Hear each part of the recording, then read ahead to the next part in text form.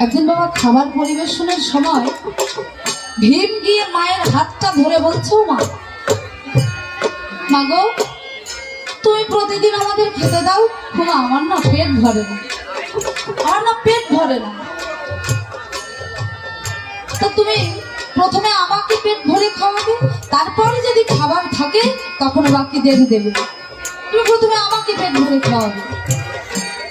মাতা কুন্তি বলছে, ছি ছি ছি ছি রে ভীম,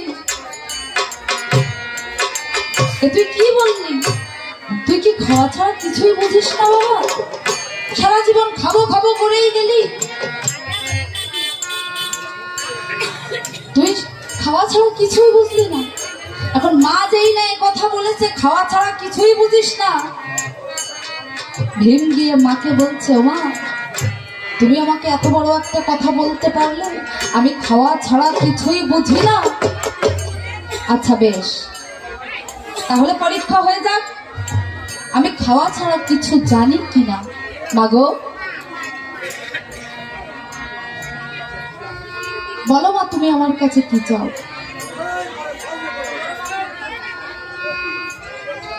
বলো না তুমি আমার কাছে কি চাও? তুমি এই মুহূর্তে আমার কাছে যা চাইবে আমি তোমাকে তাই এনে দেব।